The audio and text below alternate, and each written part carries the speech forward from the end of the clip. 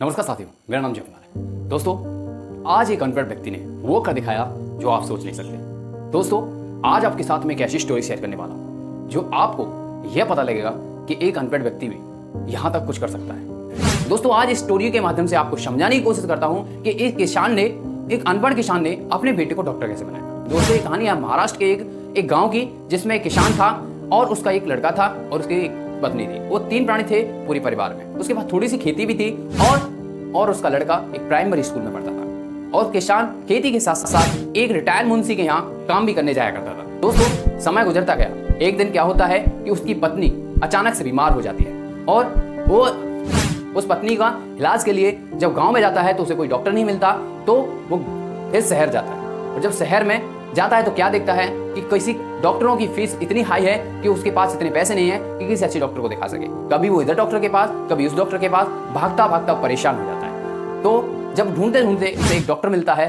जो कम फीस में उसकी पत्नी का इलाज करता है, लेकिन उसके पास इतने पैसे ना होने के कारण उस कम पैसे वाले डॉक्टर से इलाज कराता है और गाँव वापस आ जाता है। धीरे धीरे वो दवाई चलती रहती है और एक समय बाद उसकी पत्नी खत्म हो जाती है। उसकी इलाज में उसका जो खेत था, उसके पास जो जमीन थी, वो भी बिक जाती है और वो बुरी तरह से टूट जाता है। वो हमेशा सोचता रहता है कि काश मेरे पास पैसा होता या मेरे पास कोई ऐसा या मैं कोई डॉक्टर होता तो आज अपनी पत्नी को मरने नहीं देता। दोस्तों, बस उसके मन में यही विचार रहता है कि आज की दुनिया में पैसा होना बहुत जरूरी है। उस किसान के मन में बस ये विचार आया कि मुझे अब अपने बच्चे को डॉक्टर बनाना है, ताकि कोई गरीब का बेटा या बेटी या माँ पैसे की वजह से ना मरे। उस बच्चे के स्कूल जाता है, जो प्राइमरी स्कूल में पढ़ता है, उस स्कूल जाता है। स्कूल में जाकर उसके गुरुजनों से कहता है कि सर, मुझे अपने बच्चे को डॉक्टर बनाना है। जब उसकी बातों को सुनते हैं तो टीचर्स भी हंसकर बोलते हैं, क्या आप इसके लिए पैसा खर्च कर सकते हो? क्या इसके लिए समय निकाल पाओगे?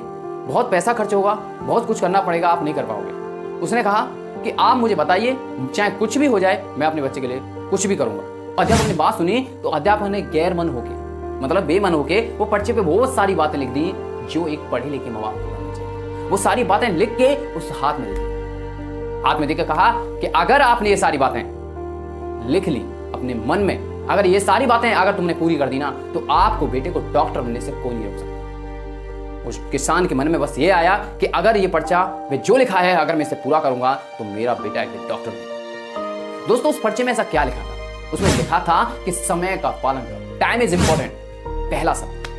दूसरा था कि हर विषय का सर्वश्रेष्ठ ज्ञान योग्य है, यानी कि समय यानी कि विषय का ज्ञान, हर सब्जेक्ट का ज्ञान बहुत जरूरी है। अब ये नहीं लिखा था उसे कैसे पूरा करना है, क्या करना है। तीसरा लिखा था कि समाज में बढ़ रही अश्लीलता से बचाना।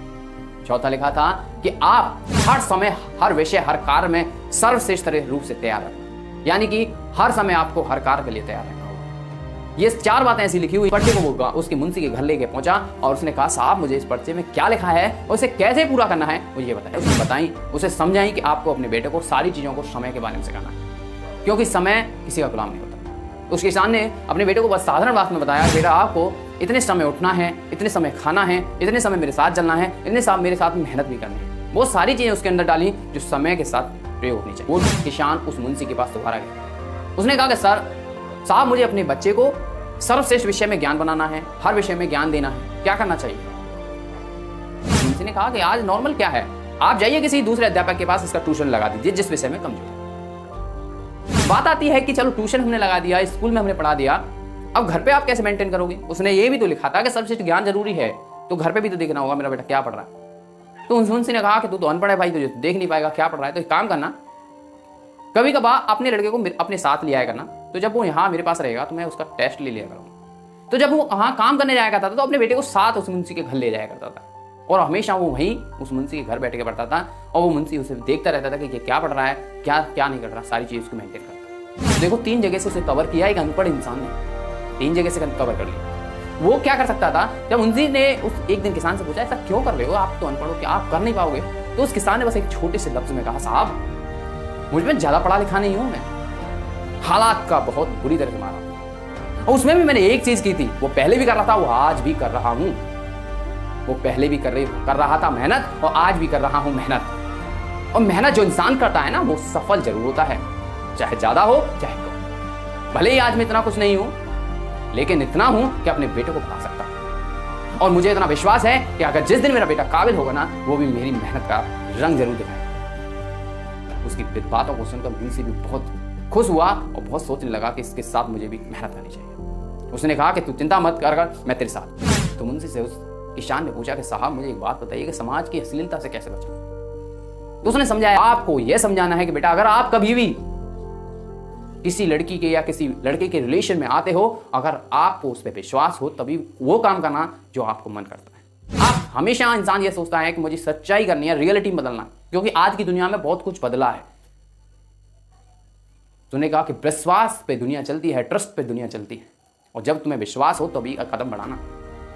अगर तुम किसी की लड़की के साथ या किसी लड़के के साथ संबंध बनाते हो, किसी की संबंध क्या है मतलब आप लड़के के साथ क्या दोस्ती करते हो, अगर उस लड़के ने आपको धोखा दे दिया, आपको किसी ऐसे जुर्म में फंसा दिया, तो आपका पूरा जीवन खराब हो जाए।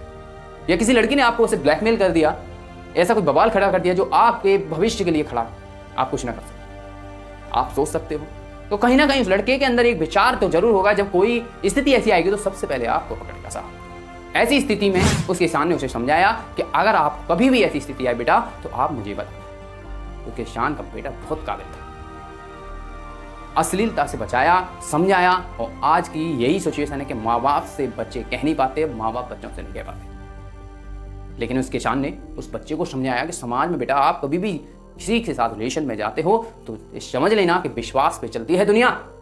अगर आपने अपने विचार, अपने इमोशन, अपनी इच्छा उस व्यक्ति के अंदर डाल दी और उस व्यक्ति ने आपके विचार और इमोशन के साथ खिलवाड़ कर दिया, तो आप अपनी लाइफ में अपने लक्ष्य तक कभी नहीं पहुंच पाओगे बेटा, और हमेशा वहीं फंस के रह जाओगे और हमेशा रोते रहोगे और एक दिन अपने आप को खत्म कर लोगे।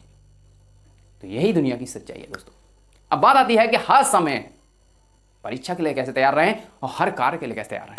उसने कहा था बेटा कोई काम छोटा नहीं होता, भले आप बड़े डॉक्टर बनो, बड़े ऑफिसर बनो, कुछ भी बनो, ये तो मेरा सपना है, लेकिन आपका सपना क्या मैं नहीं जानता, लेकिन मेरी इच्छा है कि मुझे एक डॉक्टर बनाना है। आपने भी देखा था आपकी माँ को कैसे स्थिति में मर गई, छोड़ के चले गई हमको। उसकी बेटा उसकी बातों को बड़े ध्यान से सुन रहा था। हर कार्य को कभी कभी क्या होता है कि बच्चे पढ़ जाते, बहुत आगे तक पहुंच जाते, जब उन्हें कोई नौकरी नहीं मिलती ना तो बहुत दुखी हो जाते हैं। परिवार का प्रेशर होता है कि आप इतने पढ़े लिखे हो, कुछ नहीं कर पा रहे, तो बहुत सारे बच्चे तो आत्महत्या तक कर लेते हैं। वो अपनी हार मान जाते हैं, छोड़ देते हैं, अरे कुछ नहीं है, जीवन बेकार है।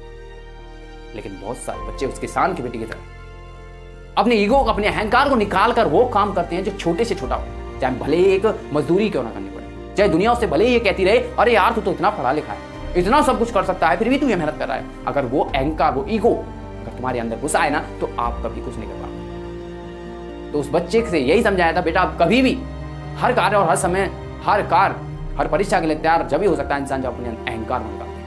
आपको अहंकार को भूलना होगा, कभी भी कोई भी काम आ जाए तो आपको करना है, चाहे किसी पद पर। ये सारी 4 बातें कि आपको समय का पालन, सर्वश्रेष्ठ विषयों का ज्ञान और अश्लीलता से बचाना और हर समय हर कार्य को करने के लिए तैयार है। ये 4 बातें ऐसी है जो इंसान नहीं करता, एक अनपढ़ व्यक्ति नहीं करता, और हमेशा वो बच्चों के साथ, अपनों के साथ खिलवाड़ता। और एक शब्द, वो मैं फिर भी कहूंगा, एक शब्द किस्मत, इस शब्द को बार बार रिप्लाई करता रहता है। किस्मत खराब थी साहब, नहीं कर पाए, समय नहीं था मेरे पास, नहीं कर सका, सब बहाने हैं। ऐसा कुछ नहीं है कि आज दुनिया में अगर इंसान चाहे तो क्या नहीं कर सकता। जब वो किसान का बेटा जब संपूर्ण रूप से सारी स्टडी के बारे में अच्छी तरह नॉलेज मिली, जितने भी गांव के बच्चे थे उसके पास ट्यूशन पढ़ने आए करते, इतना काबिल था वो बच्चा। जितना पैसा उसकी पढ़ाई में खर्चा होता था ना, उतना पैसा तो वो खुद कमा लिया करता था अपने घर पे बैठ के। सोचो किसान के पास इतना पैसा कहां से आया? उस बेटे ने, जब इतना काबिल हुआ तो उस बेटे ने भी मेहनत करना शुरू की। किससे? अपने दिमाग के बल से। अपनी एजुकेशन को बढ़ाने के लिए उसने स्टडी की, रिवीजन करने के लिए स्टडी की, और स्टडी में बस उसके अंदर से ये निकला कि मुझे बच्चों को पढ़ाना है ताकि मेरे पास पैसा है, क्योंकि मेरे पिताजी के पास इतना पैसा नहीं है कि पिताजी का मैं सपना पूरा कर सकूं। और वहां से उसने पैसे अर्न किए, पैसा कमाना शुरू किया, और धीरे धीरे वो एक बहुत बड़ा डॉक्टर, एक अच्छा डॉक्टर बन चुका था।